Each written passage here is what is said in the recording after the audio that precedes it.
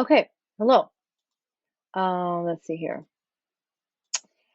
So today's notes are going to be about measuring.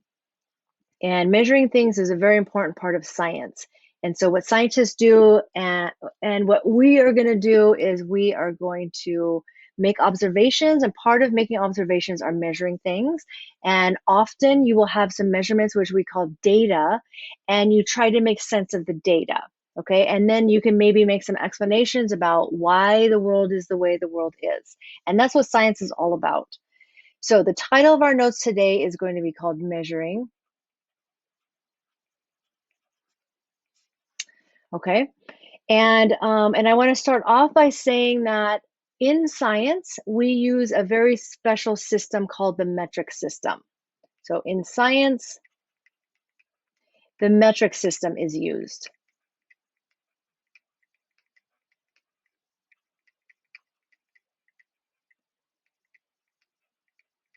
Okay, and unfortunately for us, if you grew up in the United States, we do not use the metric system in the United States. And so it's okay because you can always learn it, of course, but it is unfortunate because if we did use the metric system growing up as kids, it would be no problem and it wouldn't be something that we had to learn, new. Many other countries do use the metric system, and so this is more comfortable for people that were raised in other countries. So the United States does not use the metric system, but the metric system is what we use for science, and it has to be shared um, in this community of scientists so that everybody can like speak the same language in a way. And science is its own special language, and we all have to use the same format, and that's why we use the metric system. Okay, so the metric system is easier than the system we use in the United States. Okay.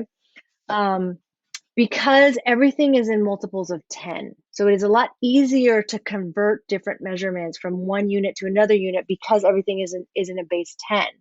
Where in the United States system, we don't use the metric system and it is not in a base 10. So it's not that easy to convert. For example, when you're measuring like your height, you measure it in feet, and there are 12 inches in 1 foot. And so 12 is just kind of this odd number. So it's kind of difficult to go from like how many inches are in 6 feet. You have to just like you pull out your calculator.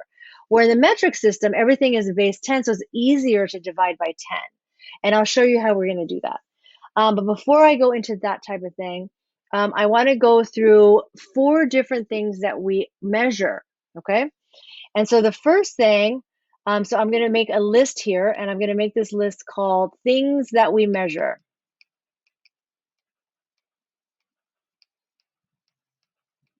Okay. Let's see here. I'm going to make a straight line. Things that we measure. Okay. The first thing that we could measure is mass. Okay. And mass is, in other words, weight. Okay, and we are all very familiar with measuring our own weights, right? We get on a scale and we measure how many pounds we are, and we're seeing like, did we lose some pounds? Did we gain some pounds? And so that is a concept that we all deal with all the time. And so in non-metric system, we use pounds, okay, to measure weight. But in the metric system, does anybody know what we use?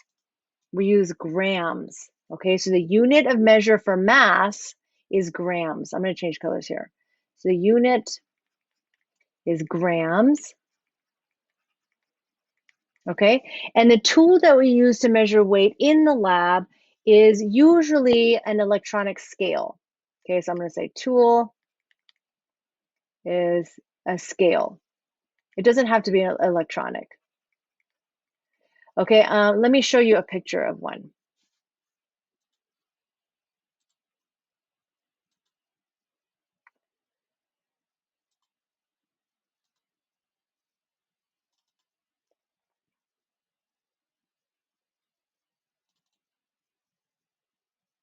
Okay, so here is a picture of an electronic scale. This is what we use in the lab.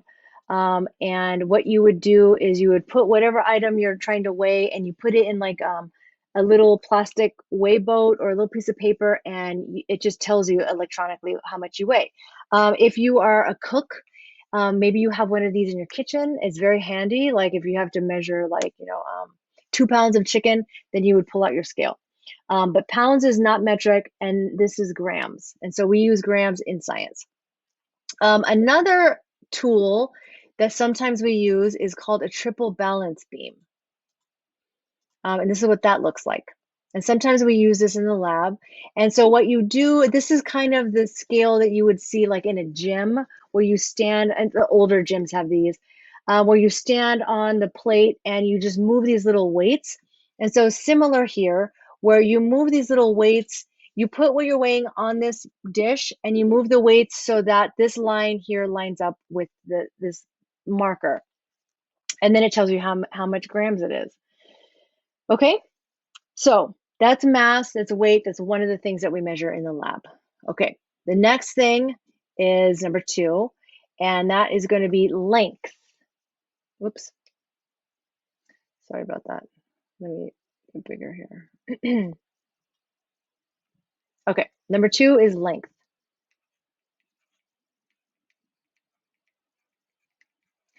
And so this is another familiar topic for us. So we measure our height all the time, and that's measuring length. And you could measure like your pencil, or you could measure, your AirPods box or piece of paper. And in the non-metric system, we use things like inches, okay, or feet. But in the metric world, the unit that we use is what? Do you know? Does anybody know? It is the meter. Okay, the meter. And so if you remember back to being in a classroom, there's a lot of times there is what's called a meter stick, and it's like about this big. And so one of those meter sticks is 1 meter. And so let me show you a picture just to give you an idea of how big 1 meter is. Let's see here. A meter stick. Okay, and so here's a picture of 2 guys, and they have a meter stick, and you can see that it's pretty big, right? And so that's the tool that we use for measuring length, is some kind of ruler, or I'm going to put meter stick. Okay, so a meter stick is like a giant ruler. And let me just show you a picture of a ruler.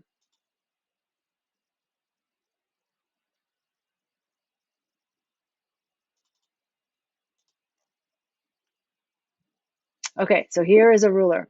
And so on this ruler, you can see these measurements on here. And this is a ruler that is measuring in centimeters, okay? And so 1 meter is this big meter stick, and 1 meter has 100 centimeters. So centimeters is like a little part of a meter. And we'll go into those measurements in a second. But 1 centimeter is from here, from 0 to 1. And so it's like about this small.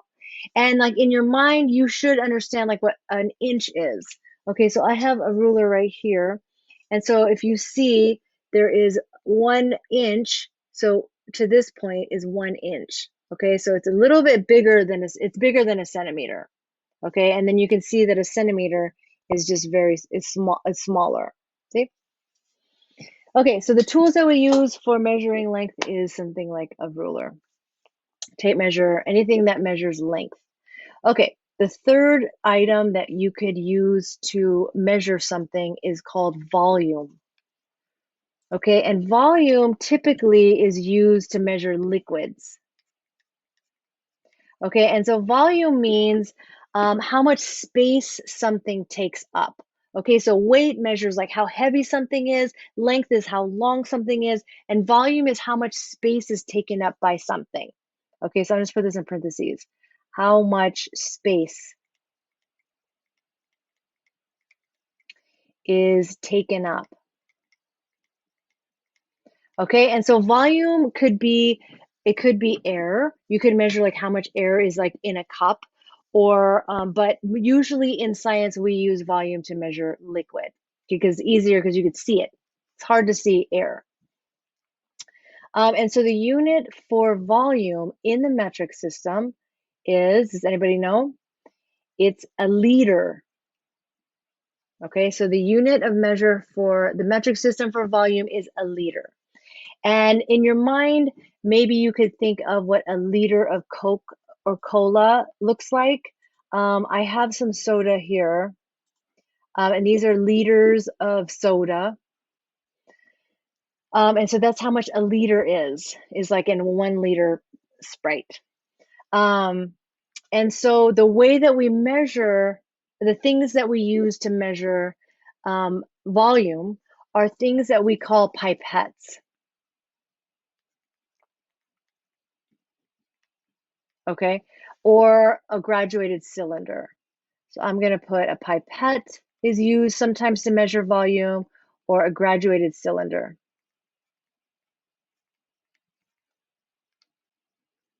Let me scoot this over here. Cylinder. Okay, let me show you some pictures of those tools. Okay, so here is a pipette. This is a very small pipette. It's called a micropipette. And this is used to measure very teeny tiny amounts of liquid.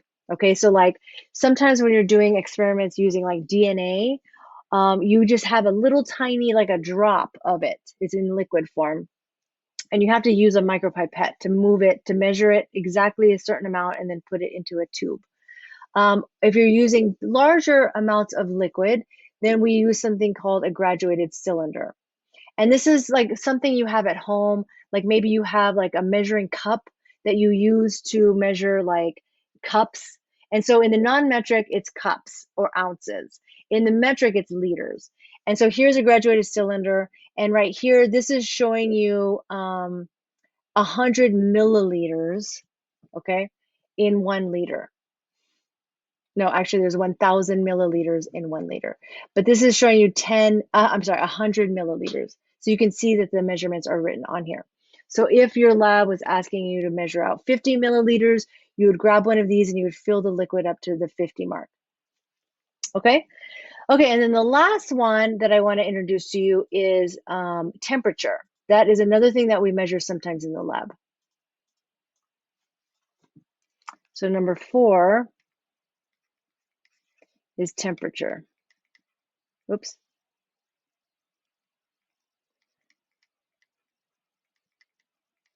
And the unit that we use to measure temperature, does anybody know? Is not what we use here in the United States. Here in the United States, we use Fahrenheit, but in the metric, we use Celsius. Okay, and so it is, like I said, a little bit unfamiliar because we don't use that. But I just want to point out some things just to give you some ideas of different temperatures. Is that body temperature, as we measure it in the United States, I'm just going to give you an example here, just to give you an idea. So body temperature is 98 point something, 0.2, I think, degrees Fahrenheit. But in Celsius, that is 37 degrees Celsius. Okay, so that's just to give you an idea of Celsius is a lot smaller than Fahrenheit. And the nice thing about Celsius is that 0 is the freezing point. Okay, where with Fahrenheit, the freezing point is 30 degrees. Okay, so the metric system starts at 0 as a freezing point, and 37 degrees Celsius is body temperature, just for an example. Okay, and then the tool that we use to measure temperature is usually a thermometer.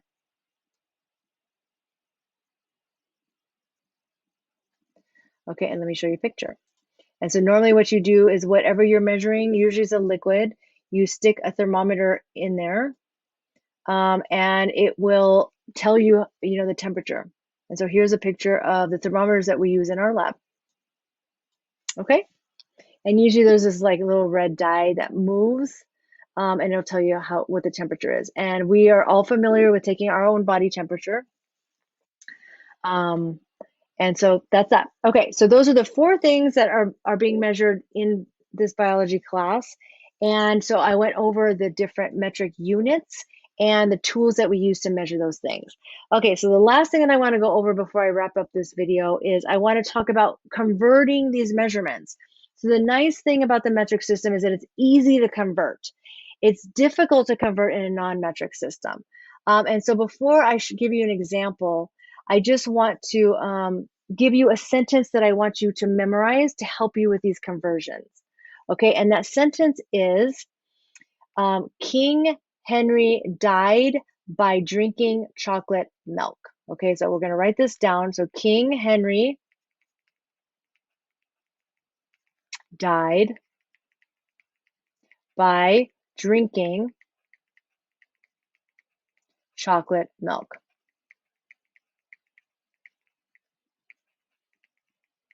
Okay, and that would be really disgusting, right? If you drank so much chocolate milk that you like exploded. Yuck. So here's a picture of King Henry, just so you can have a visual.